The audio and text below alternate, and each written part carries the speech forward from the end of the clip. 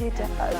Madume ka lapere le amohela nano la rona le ratahang la mafumahadi in the ladies club mona mo kanaleng ya bobedi. Lebitso la ka ke Lebo Motswedi. South Africa's top women's sports show it is, and this is where we get very up close and personal with your favorite sporting icons and talk about their lives, their careers, their challenges, anything that they face with regards to their careers and where they're going in the future.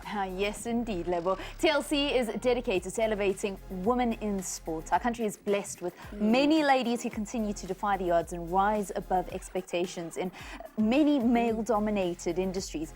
As per tradition, we have a very special guest joining us in studio as we profile her sports career. It's our game changer. My name is Valen Kirtley, and you're welcome to join in the conversation on Twitter. We're on @sport @SABC, @Lebumotswedi, @Valen Kirtley. You can just use our hashtag the Ladies Club, and you'd also be able to find us on other social media platforms like Facebook. Absolutely. And Hakashaba topic ya rona kajeno, we focus on women who inspire and lead the way as football coaches. Now, the football landscape is expanding in South Africa, but that growth is not equally reflected in the coaching opportunities.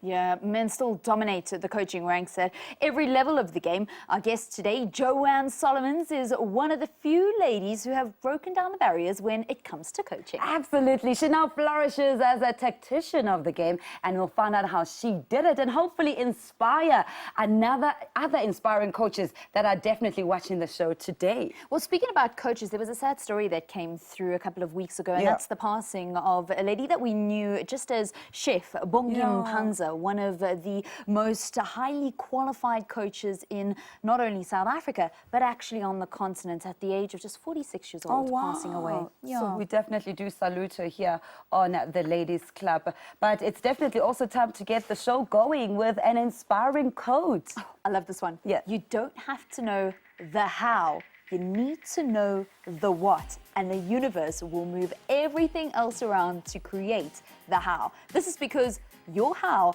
also impacts somebody else. That quote from Kanye Dlomo, and she knows all about the universe working for you. I believe in that quote. I mean, she is a South African media darling, Kanye, of course, the founder and CEO of Ndalo Media and Ndalo Luxury Ventures, and her rise to prominence has been fueled by her hard work and great vision.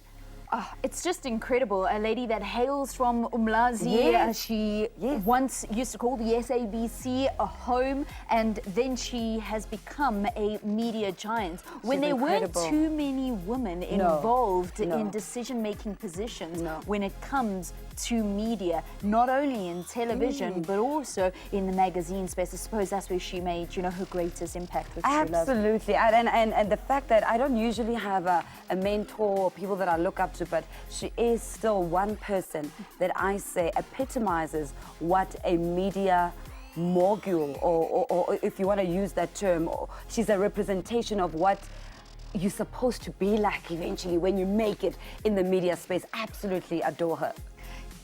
So do I. So we are going to speak about some more inspiring women. And we've got Joanne Solomons. She's waiting patiently on the couch. She's our game changer today. Stay with us. We'll be back after the break.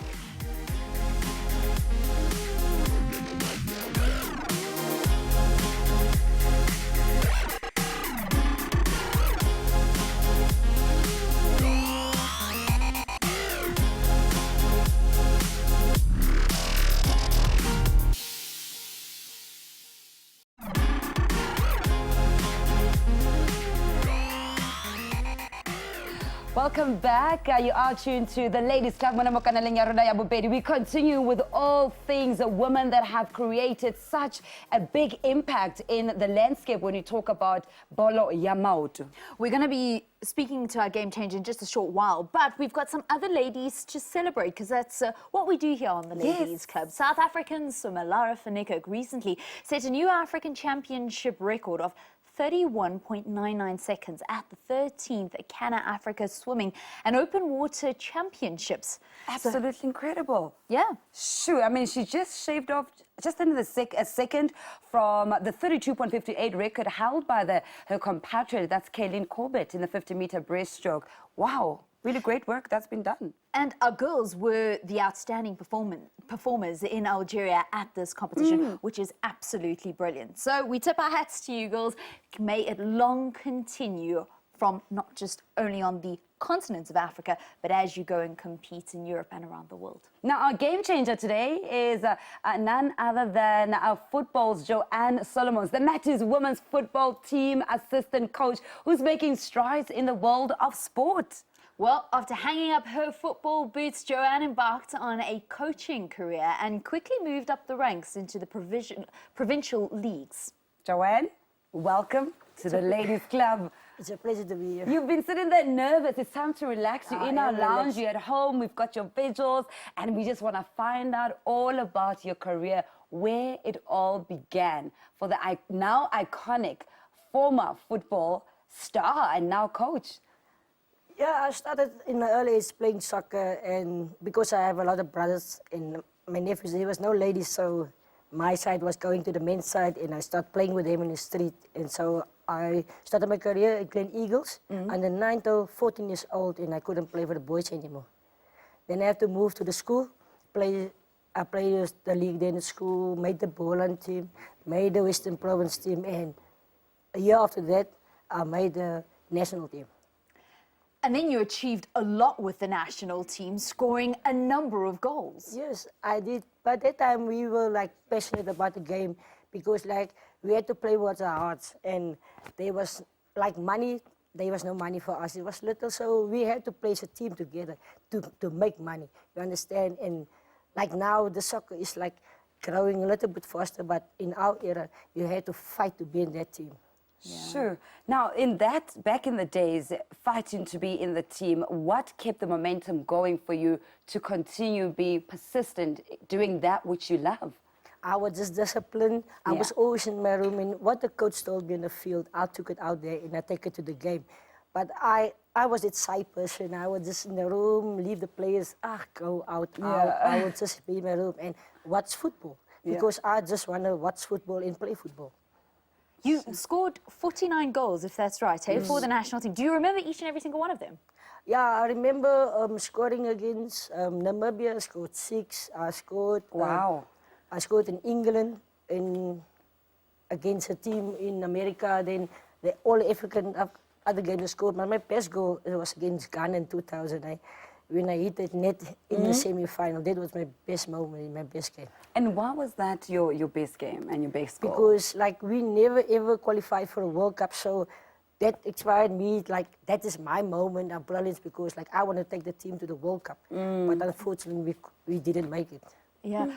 Tell us about that 2000 tournament because you guys got all the way to the final and then it was up against Nigeria. But every time when you see Nigeria, it's like, the place is like, I said, no, man, they like people like us. And we can beat them, but every time, and that time, our players were scared for Nigeria. They were really, really scared because whenever they heard Nigeria, it was like, we're going to lose again.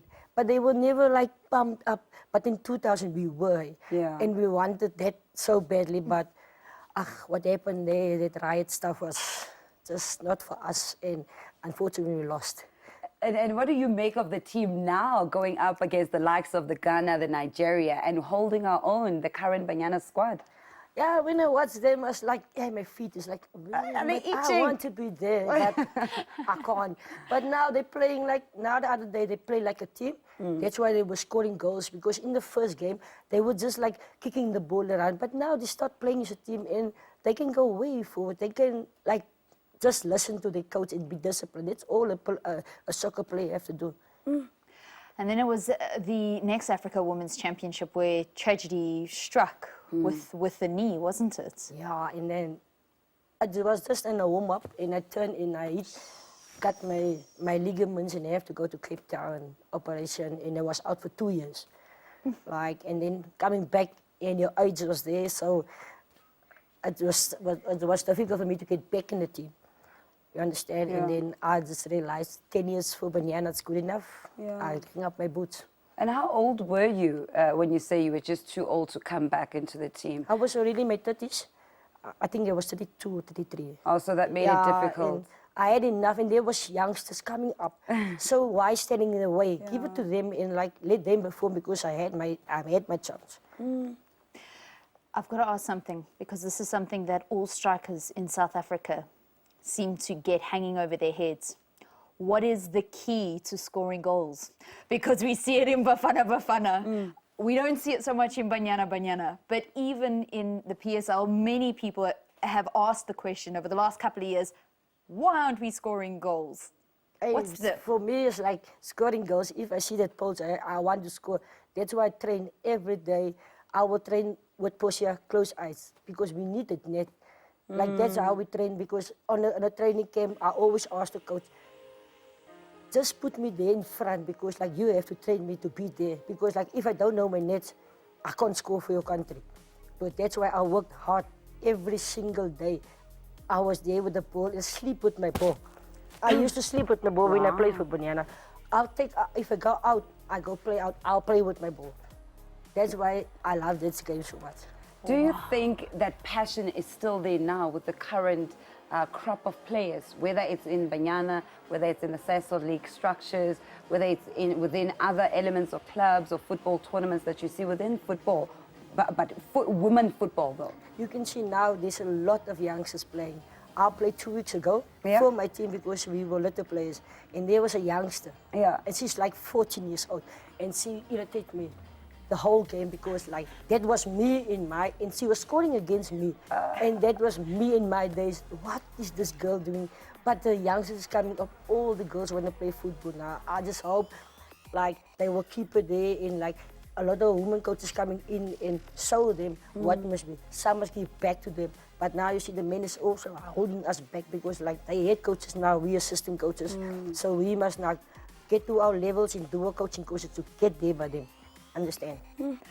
It's quite a trend though with your era of those players that came from your era now getting involved in coaching. Anna Monate, Desiree Ellis. Does that also, it's being set up so that women's football is actually following the right path. So although like you say, there's still challenges with men being the head coaches and the ladies just maybe playing the assistant role, it does look as if women's football is on the right track. Yeah, for me it's like going in the right track because like on the coaching courses I did, there was a lot of women. Like they want to be coaches in it. But sometimes we don't have the money to travel to Joburg or to PE to go do the coaching courses because like it will cost you like money to do the coaching course if you want to go further, like your C license and your A license. But now some of us like we have to save to get there because you want to be there. You understand? If you want to be a good coach, you have to put your discipline in yourself because I want to be there. I don't want this guy to be on top of me anymore. I want to be on top of him. You understand? So that is what I said. I told myself this year I just want to do all my coaching courses finished because I want to be the best coach. Well, Joanne fell in love with football when she was just a young child, and you can see that passion hasn't gone anywhere. It's still there. It was like just like the little seed got planted, and then these really strong roots grew into what we see now. We're going to continue our conversation with our game changer here on the Ladies Club when we return.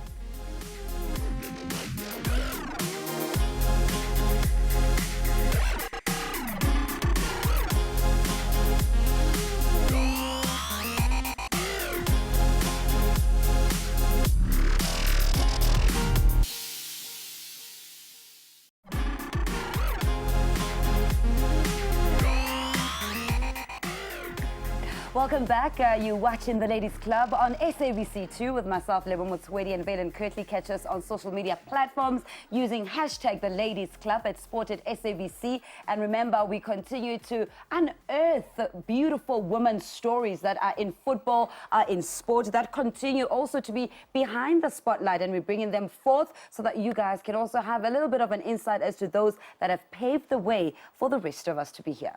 And is that special part of the show where we bring you just one of those ladies that Lebo is speaking about? We call them the trailblazers, somebody that blazed the trail in the sports world. And specifically, we're focusing in on football today. Today's superstar is Vivian Mensah. Those from Ghana will know Vivian very, very well. She was, of course, a talented footballer who played as a forward for the Ghana women's national football team. Absolutely. She was affectionately called S-Girl or S-Girl and had the skills of Brazilians. Ronaldinho. She drew crowds wherever she played and donned her number 10 jersey with so much pride. One of her great highlights includes representing Ghana at the 1999 FIFA Women's World Cup, which was hosted by the United States of America. And today she continues doing what she loves and is quietly developing young players by giving back through her coaching clinics. And that's what we need. We need all of that experience that is built up, somebody that really understands the pressure to give back to the game. But I wouldn't really know anything about that. Our game changer would, though. Joanne, how much do you think having that experience on the field has impacted how you are able to coach and guide your girls in your teams?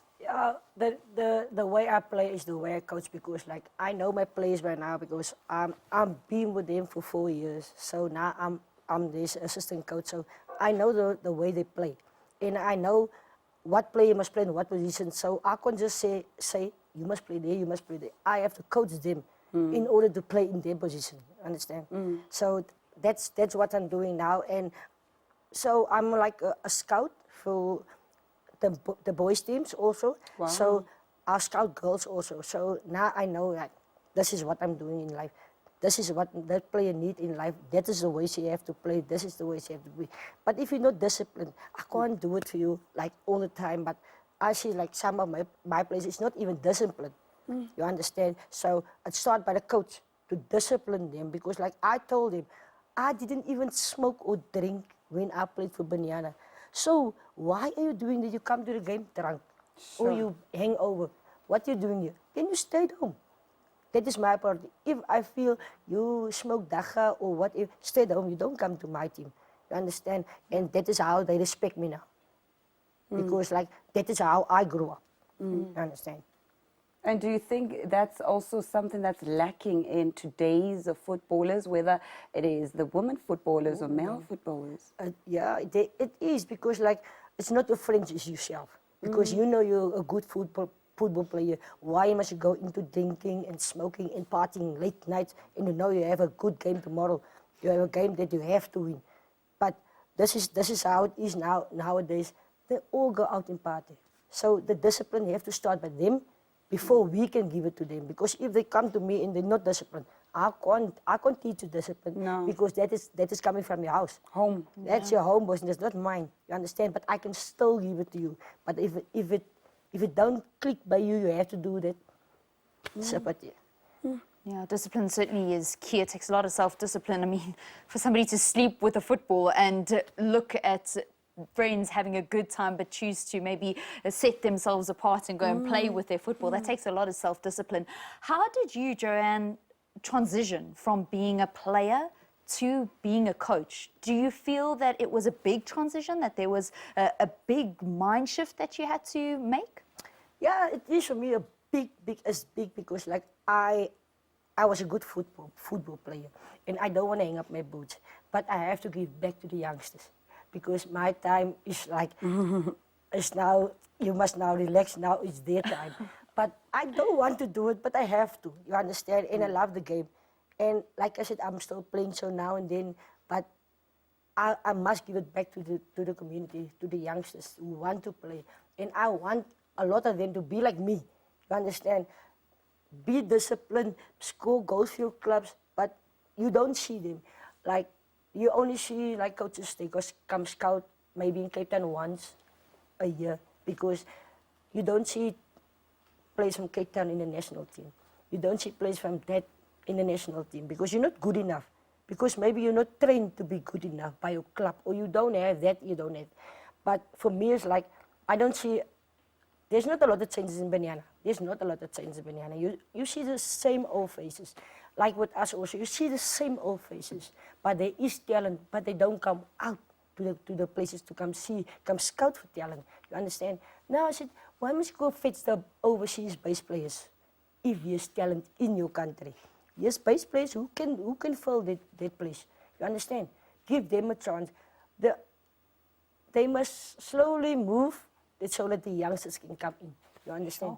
So who would you move, given the current Banyana squad then? Who would you not have there, and if you think their time is up? Who would you have? No, I don't say the time is up. The meaning is like there's no new faces. But this place going for trials, they're not good enough. But Is that maybe that not where the problem is?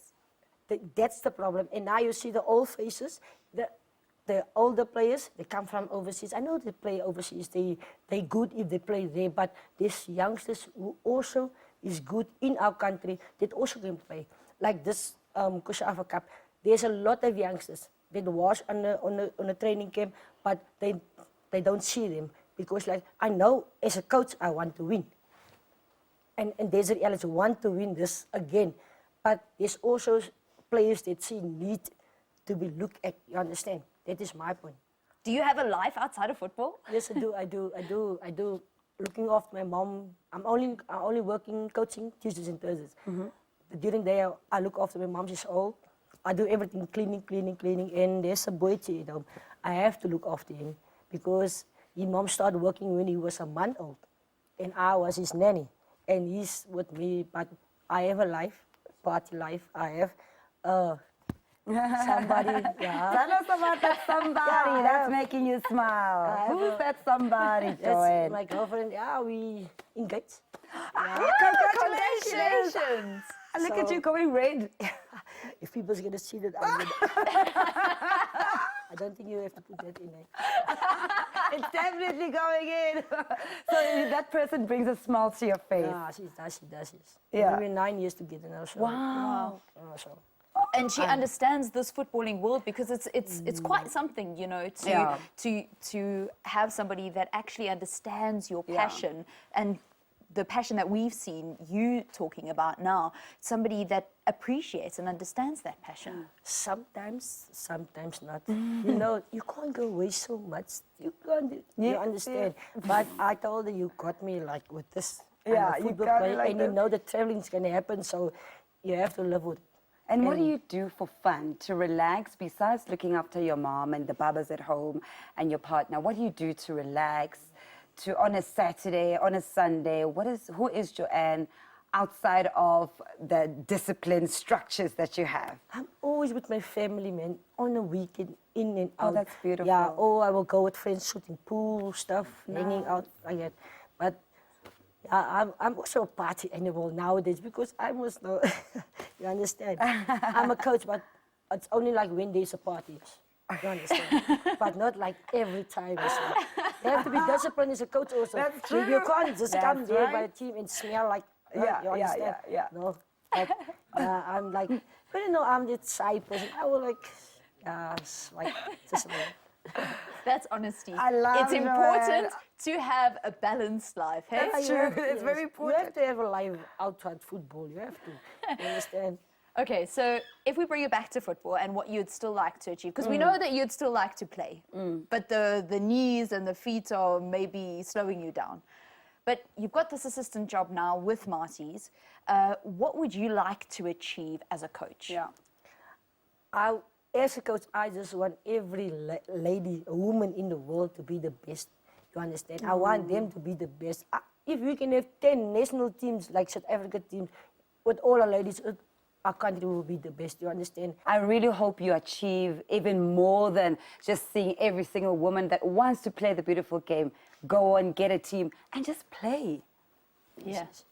Joanne, thank you so much for being our game changer today. That's Joanne Solomons, a lady that was used to put the ball in the back of the net for South Africa on many, many occasions. And now she's putting all that knowledge that she has into developing young football players currently in the Western Province, but who knows where the path may lead her. Thank you so much for spending a little bit of time with us on this Wednesday morning. Until we meet again, remember that greatness is always earned and never given. Goodbye.